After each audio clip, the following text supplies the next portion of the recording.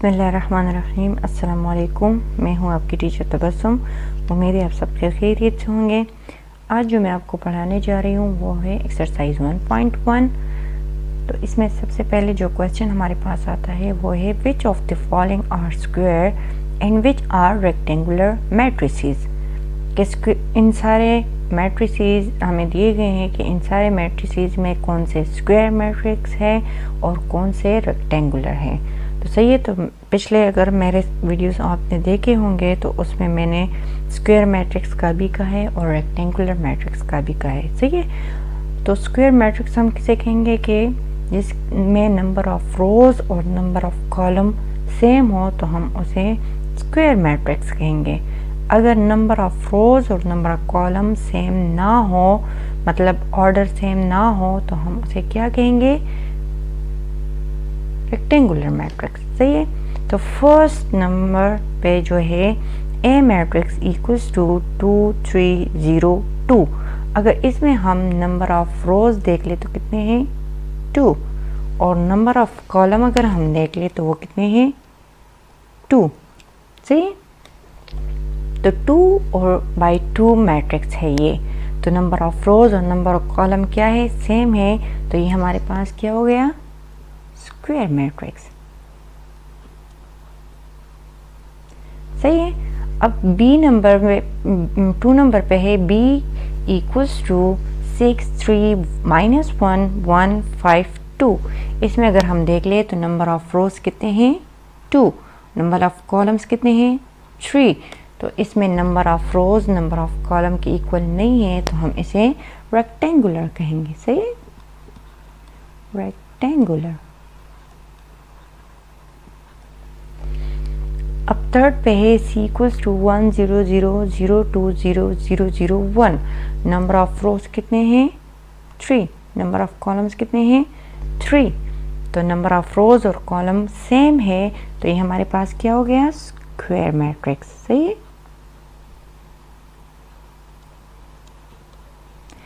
अब फोर्थ पे है बी इक्वल्स टू -5, मतलब नंबर ऑफ रोज और नंबर ऑफ कॉलम क्या है? 1 है। तो ये हमारे पास क्या हो गया? Square matrix. अब फिफ्थ नंबर पे है equals to -3 4। Number of rows कितने हैं? 1। नंबर ऑफ कॉलम्स कितने हैं? 2। तो इक्वल नहीं है तो ये हमारे पास क्या हो गया? रेक्टेंगुलर।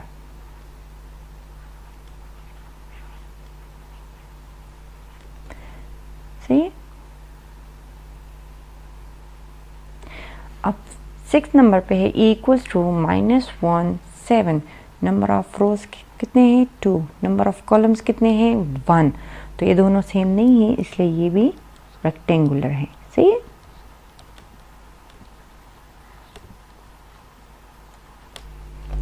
मेरे इसके आपको समझ आ गई है। इसके बाद जो हमारे पास नेक्स्ट क्वेश्चन है वो है let's the order of the following matrices, के इन सारे मैट्रिसेस की ऑर्डर फाइंड करें। तो सबसे पहले नंबर पे जो हमारे पास है वो है ए इक्वल्स टू 1 2 -1 3 4 2। अगर हम इसमें नंबर ऑफ रोज फाइंड करें तो कितने हैं? 2।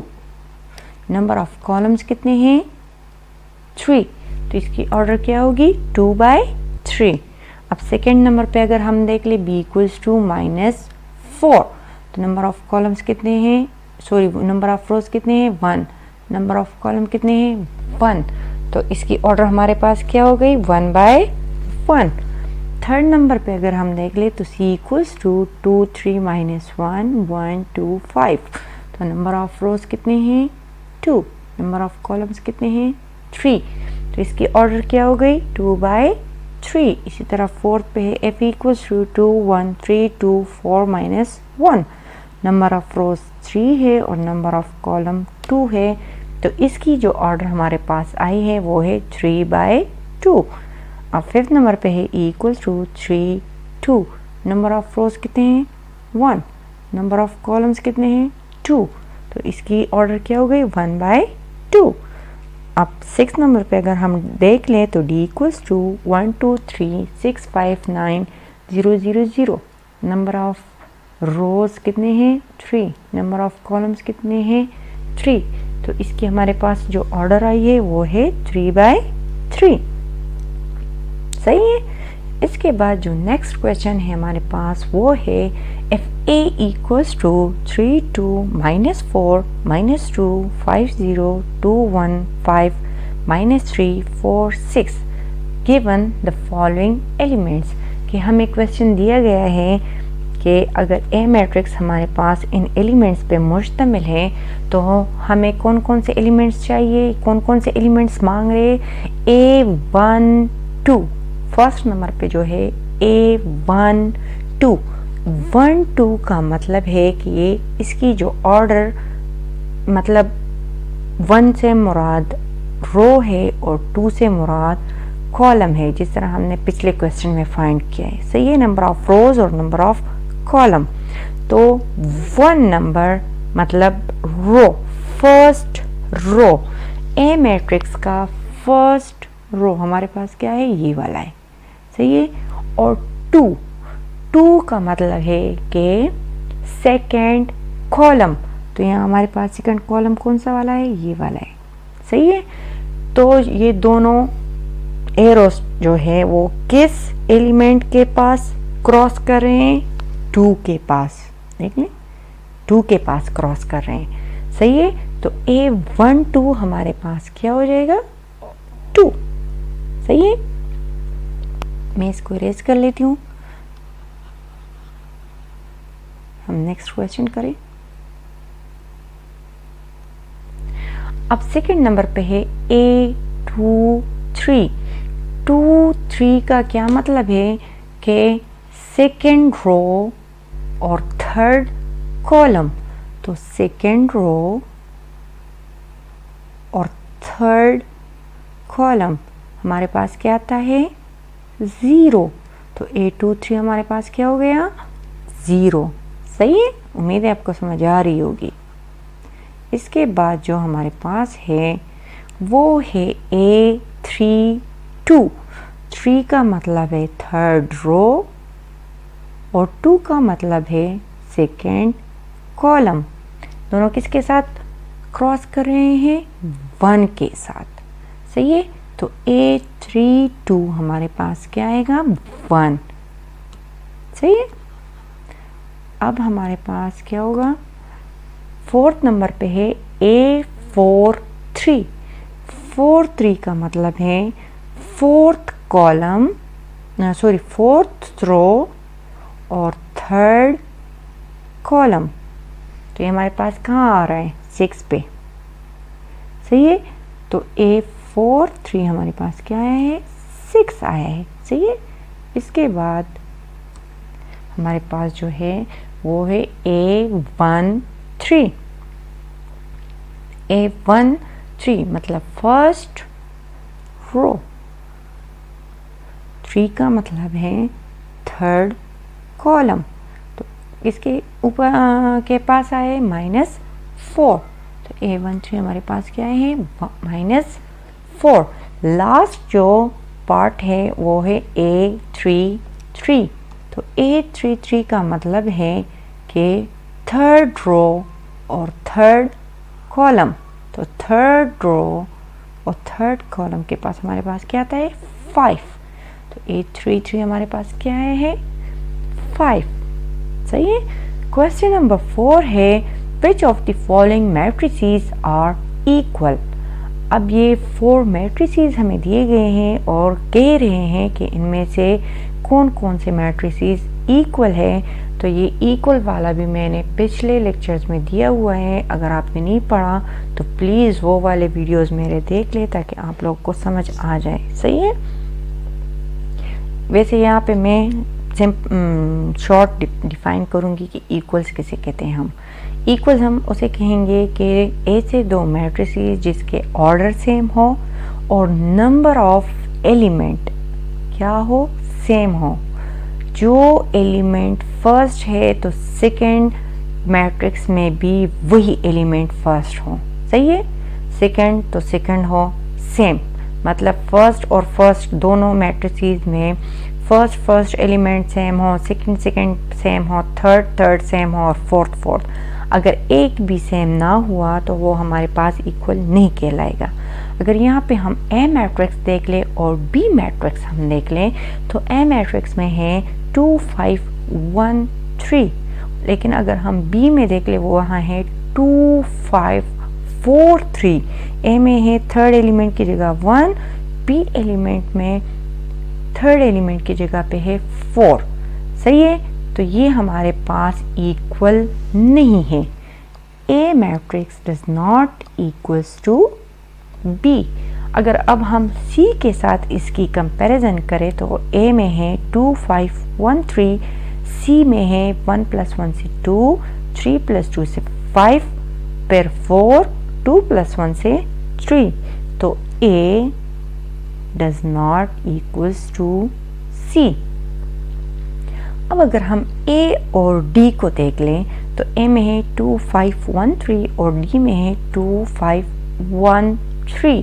सही है, मतलब दोनों क्या है, ऑर्डर भी सेम है और एलिमेंट्स भी क्या है, इक्वल है, तो ए इक्वल्स टू डी। सही है, ये दोनों हो गए।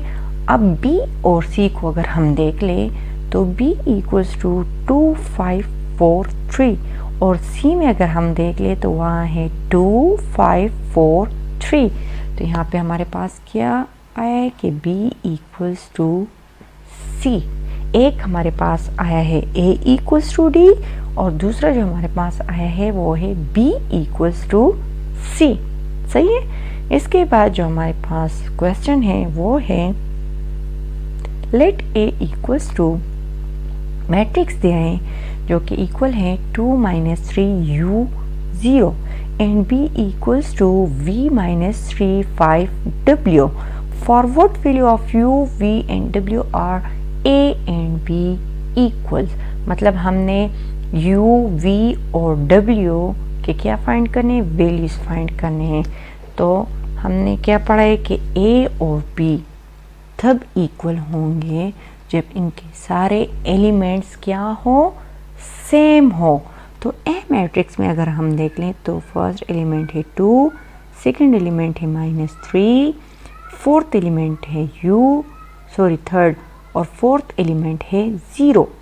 ये कब बी के इक्वल होंगे, जब v -3 5 और w ये सारे दोनों मैट्रिसेस क्या हो, सेम एलिमेंट हो। तो इक्वल्स के लिए हमने क्या वो किया है कि दोनों मैट्रिसेस क्या हो, एलिमेंट्स क्या हो, सेम हो। तो सेम के लिए हम क्या करेंगे कि 2v के इक्वल होगा, -3 के इक्वल होगा, u हमारे पास किसके इक्वल आ जाएगा, 5 और w हमारे पास किसके इक्वल आ जाएगा, 0 के।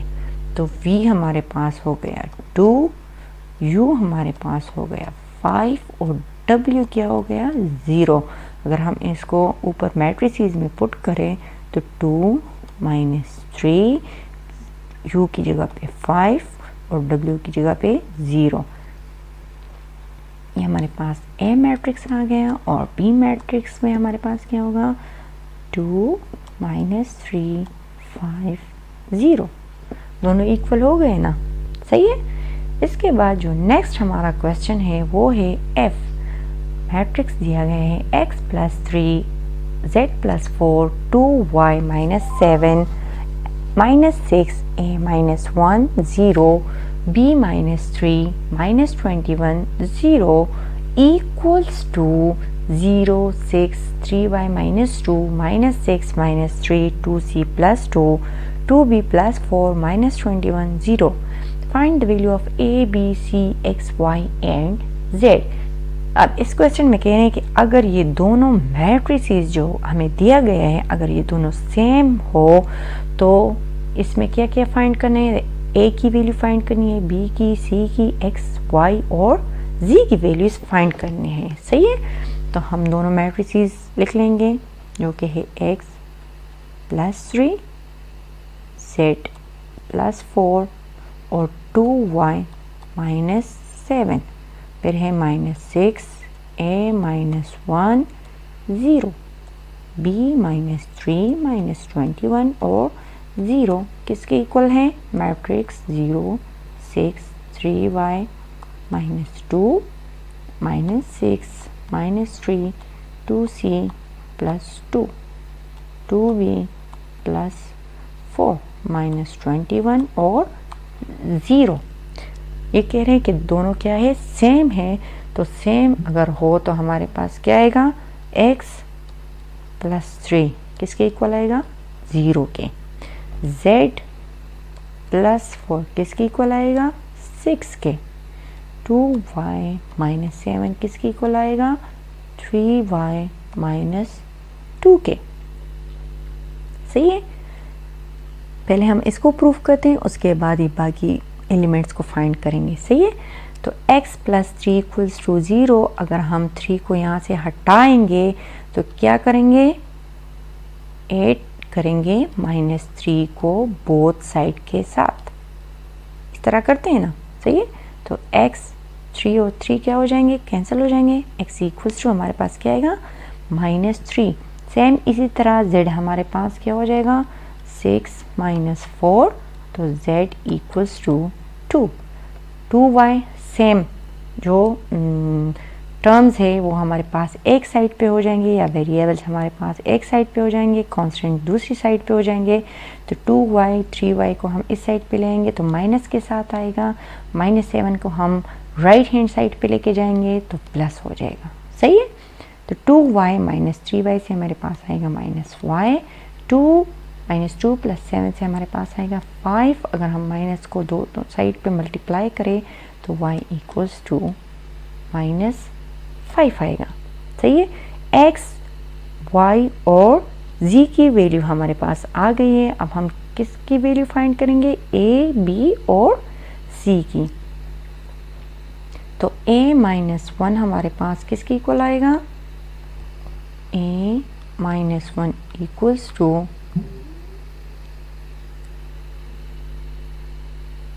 माइनस 3।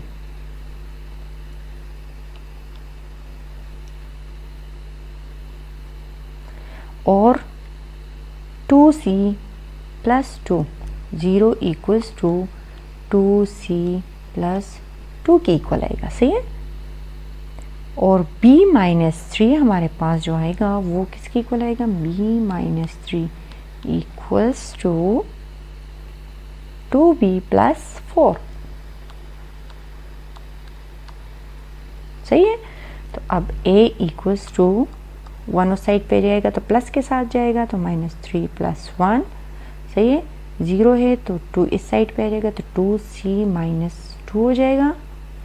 और कांस्टेंट और वेरिएबल एक साइड पे हम करेंगे तो किस तरह हो जाएगा? b minus 2b 4 plus 3। तो a हमारे पास क्या आएगा? माइनस 2।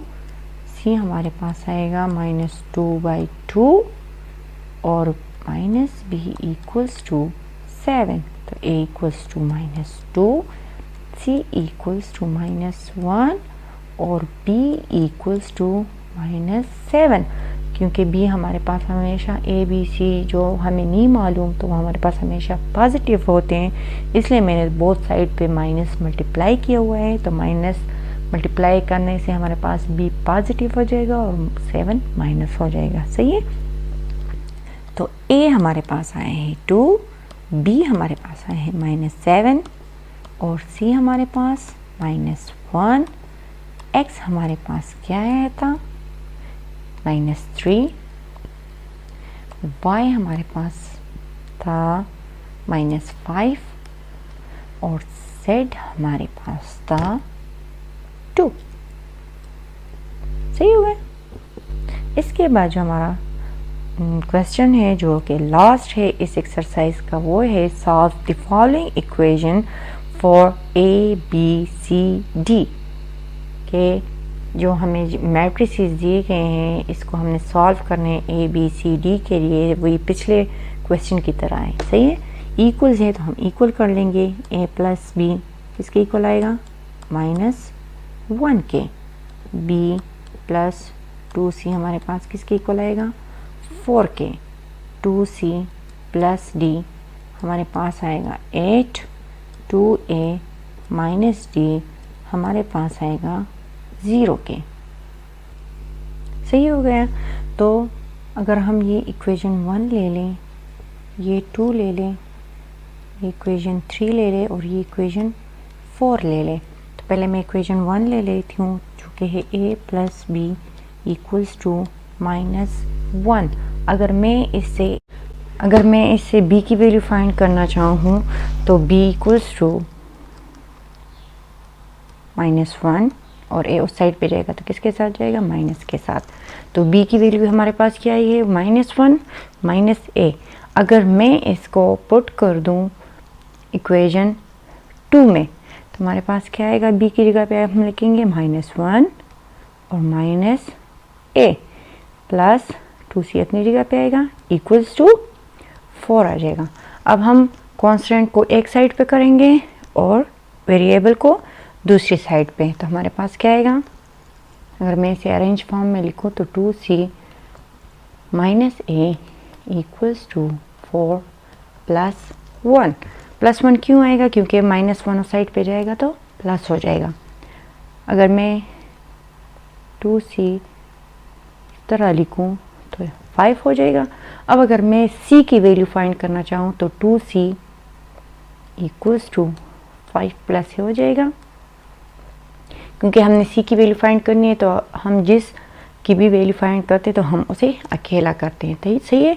तो अब इसके पास 2 है तो हम 2 को किस तरह इससे हटाएंगे, डिवीजन के थ्रू। तो 2c डिवाइडेड बाई 2 से हमारे पास c आ जाएगा और 5 प्लस a डिवाइडेड बाई 2 हो जाएगा। सही है, c की वैल्यू हमारे पास आई है 5 प्लस a डिवाइडेड बाई 2। अगर c की जो वैल्यू है 5 प्लस a डिवाइडेड बाई 2, अगर हम इसे पुट करें इक्वेशन 3 में तो हमारे पास क्या आएगा, 2c है ना, तो c की जगह हम क्या पुट करेंगे, 5 plus a divided by 2, 2c plus d अपनी जगह पे आएगा इक्वल्स टू 8। अगर हम देख लें तो ये 2 और 2 क्या हो जाएंगे, क्रॉस हो जाएंगे, क्योंकि एक मल्टीप्लिकेशन में एक डिवीजन में, तो ये दोनों कैंसिल हो जाएंगे। हमारे पास क्या आएगा, 5 plus a plus d equals to 8। फिर हम कांस्टेंट ऑफ वेरिएबल को अलग अलग कर लेंगे तो a plus d equals to 8 minus 5। हमारे पास क्या आएगा, a plus d equals to 8 minus 5 से हमारे पास क्या आएगा, 3। अगर अब मैं इससे d की वैल्यू फाइंड करना चाहूँ तो d equals to 3 minus a। सही हो गया। अब पीछे जाके देख ले तो हमारे पास क्या है, 2a minus D equals to जी इक्वेशन 4 जो है। तो अगर हम ये जो a plus D equals to 3 आए अपनी जगह पे छोड़ दे, d की वैल्यू फाइंड ना करें हम इससे, तो हमारे पास ये क्या रह जाएगा, a plus D equals to 3। और वहाँ पे इक्वेशन 4 जो हमारे पास है वो है 2a माइनस d। सही, तो 2a minus d equals to 0 की इक्वल है।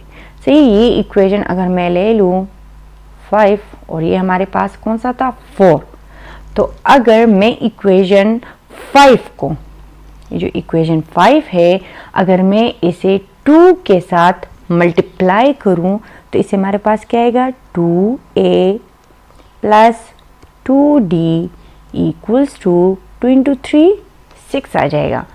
सही है, इक्वेशन अगर मैं ले लूँ 6, तो अब हम इक्वेशन 4 को अगर मैं इक्वेशन 6 से माइनस करूँ तो हमारे पास क्या आएगा, 2a इक्वेशन 6 है हमारे पास, 2a plus 2d equals to 6 और इक्वेशन 4 हमारे पास क्या है, 2a minus d equals to 0।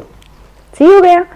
अब अगर सब्ट्रैक्शन है तो सब्ट्रैक्शन में हमने क्या पढ़ा है पिछले क्लासेस में आप लोगों ने, कि प्लस जो वो हमारे पास किस में कन्वर्ट हो जाएगा, माइनस में। अगर माइनस है तो प्लस में। सही है, तो तो ये प्लस है तो माइनस में हो जाएगा, ये माइनस है तो प्लस में, 0 के साथ प्लस है तो माइनस में हो जाएगा, इस तरह करेंगे। सही है, तो 2a माइनस 2a क्या हो जाएंगे, कैंसिल, मतलब 0 आ जाएगा।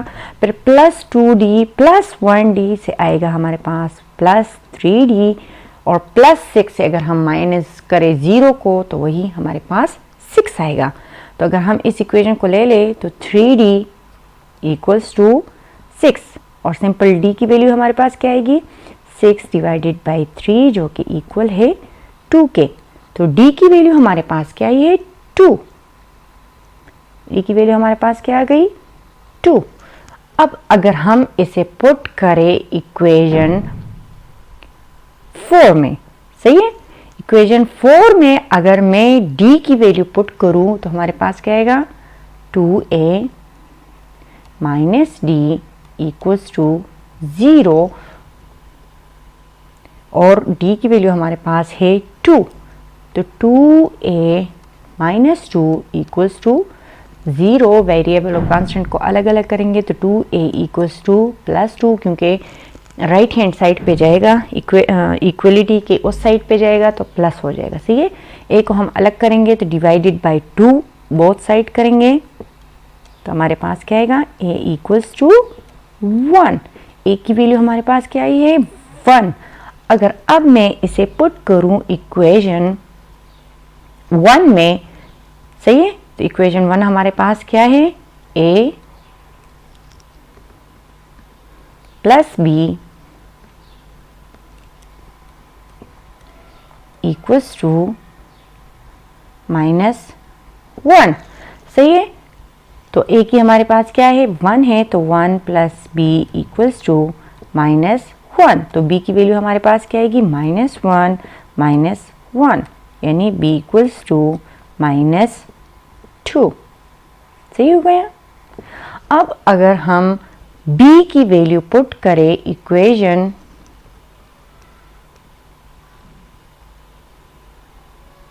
अगर b की वैल्यू हम पुट करें इक्वेशन 2 में, जो कि है b plus 2c, b plus 2c equals to 4, और b की वैल्यू हमारे पीछे क्या है, -2, तो -2 plus 2c equals to 4। Constant variable को अलग अलग करेंगे तो 2c इक्वल्स टू 4 प्लस 2, तो 2c equals to 6, divide both side by 2 तो c इक्वल्स टू 3। सही हो गया। अब a की वैल्यू हमारे पास क्या आई थी, a की वैल्यू हमारे पास आई थी 1, b की वैल्यू आई थी -2, c की वैल्यू आई थी 3, और d की जो हमारे पास वैल्यू आई थी वो थी +2। सही है, और एक क्वेश्चन में क्या फाइंड करना था, a b c और d की वैल्यूज। तो हमारे पास a आई है 1, b -2, c इक्वल टू 3 और d इक्वल टू 2।